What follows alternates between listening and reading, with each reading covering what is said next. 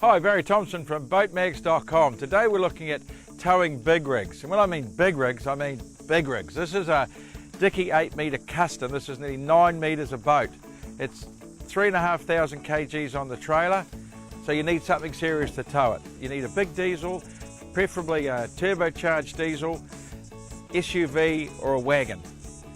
We've chosen an Isuzu D-Max. This is a 3 litre double overhead cam turbo. Puts at 430 Newton meters of torque and 130 kilowatts of power, so there's plenty of grunt to tow a 3,500 kg boat.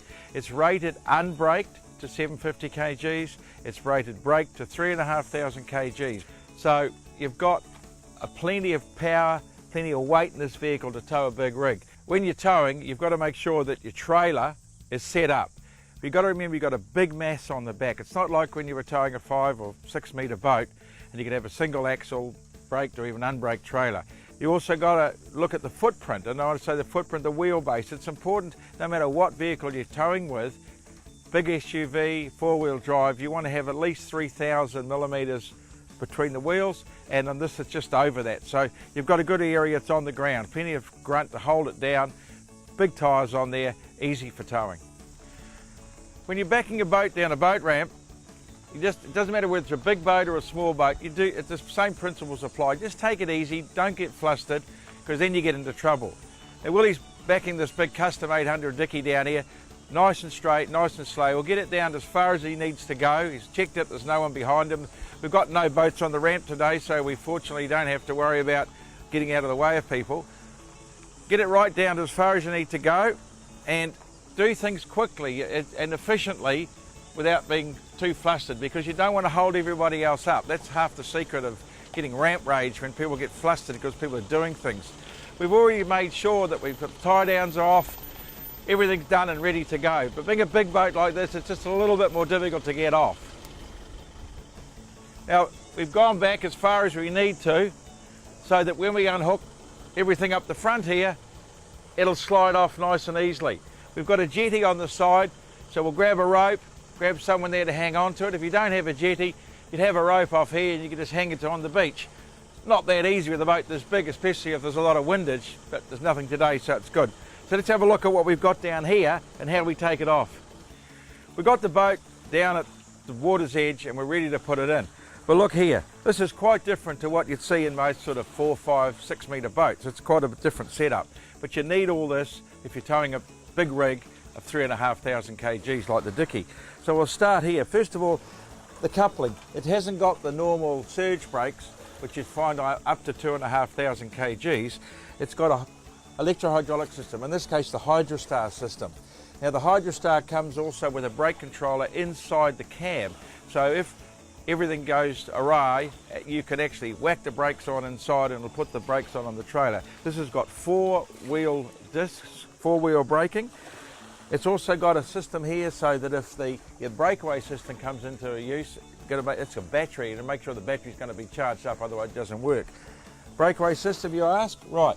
Now, there's no chains. Now, in a lot of countries, you allow double chains. In New Zealand, you use a single chain on the small boat. Here is a breakaway.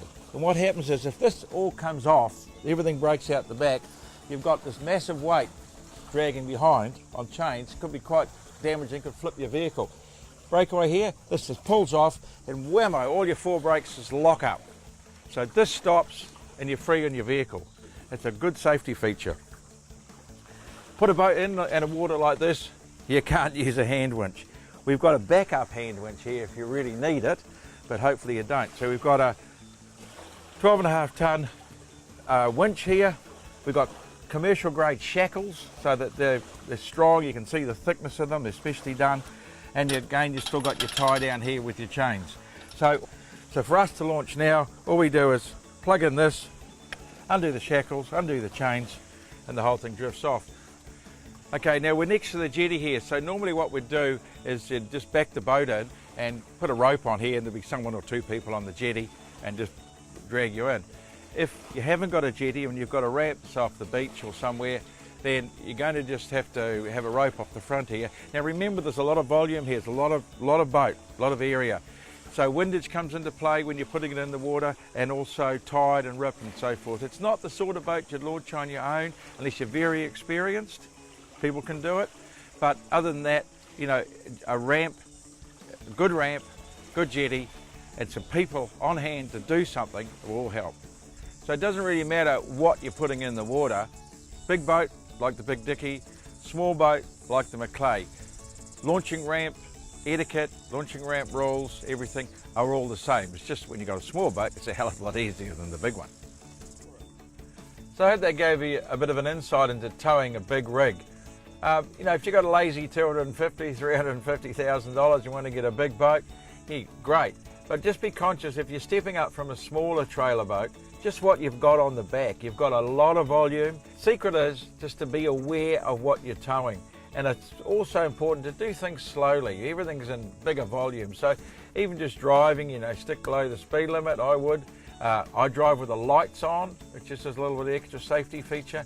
And be conscious, of course, when you're coming into corners and car parks and things, just how much you've got hanging out the back. So I hope you enjoyed that and have a good time on the water when we see you this summer.